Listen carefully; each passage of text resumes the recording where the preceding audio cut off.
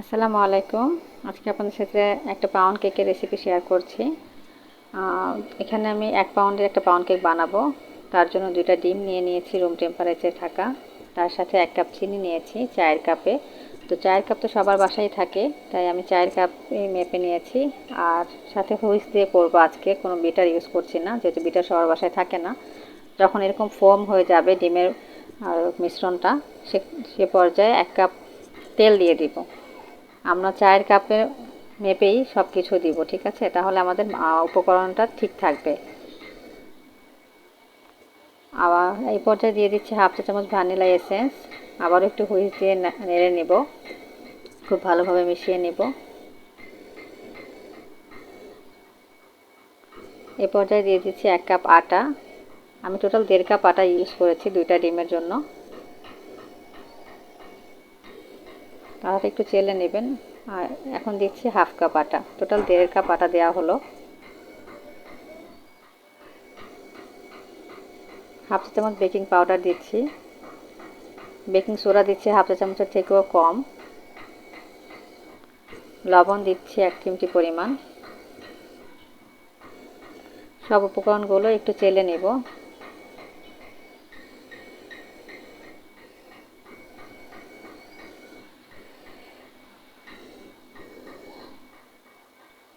এই পর্যায়ে আলতো হাতে শুকনো উপকরণগুলো খুব ভালোভাবে মিশিয়ে নেব।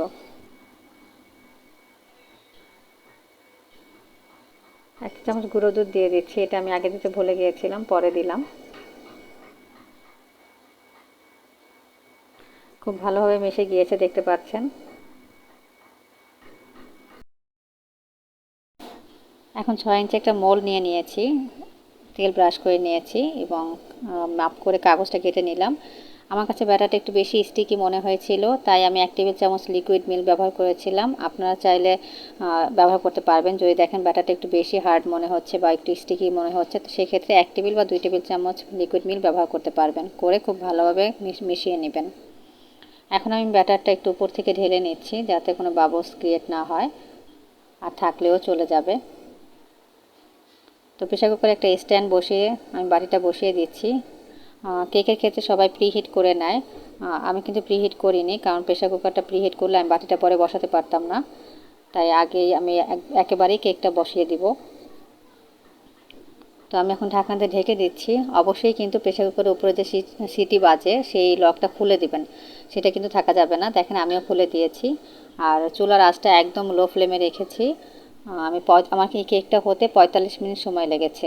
40 মিনিট পরেই যখন ঘরটা দেখবেন ঘ্রাণে একদম মম করছে কেকের ঘ্রাণে, তখন হচ্ছে কি বুঝতে পারবেন কেকটা হয়ে গিয়েছে। ঢাকনাটা খুলে একটা কাঠি দিয়ে চেক করে নেবেন কেকটা কেমন হয়েছে বা কাঁচা আছে কি না, চেক করে নিতে হবে, ঠিক আছে? যদি দেখেন কোনো কালার না আসে বা কাঁচা থাকে, তাহলে আরও 5 মিনিট বেক করবেন। তো আমি 45 মিনিট পরে খুলেছিলাম, তো আমার কেকটা একদম পারফেক্ট হয়েছিল, দেখতে পাচ্ছেন। কেকটা নামিয়ে নিয়েছি, এখন একটা ছুরি দিয়ে কেটে নিচ্ছি। তো আপনাদেরকে আমি কাটার পরে দেখাবো যে কেকটা কতটা সফট আর স্পঞ্জি হয়েছে।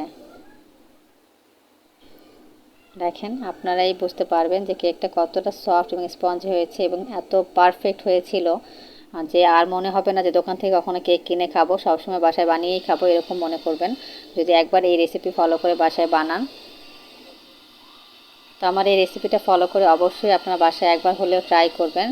আর আপনাদের কেকটা কেমন হয় সেটা আমাকে শেয়ার করবেন আমার সাথে। কমেন্ট বক্সে কমেন্ট করতে পারেন, আমাকে পিকচারটা দিয়ে শেয়ার করতে পারেন। আর এরকম সুন্দর সুন্দর কেকের রেসিপি আরও পেতে চাইলে অবশ্যই আমাকে আমার পেজে কমেন্ট করবেন। তো আশা করছি আজকের ভিডিওটা আপনাদের কাছে খুব ভালো লেগেছে। ভালো লেগে থাকলে প্লিজ আমার পেজের সাথেই থাকবেন, পেজে লাইক অ্যান্ড ফলো দিয়ে পাশেই থাকবেন। আর আমার চ্যানেলের ভিডিওগুলো দেখবেন, ইউটিউবে এই ভিডিওগুলো আপলোড করা হয়। তো আজকের মতো আমার ভিডিওটা এখানেই শেষ করছি।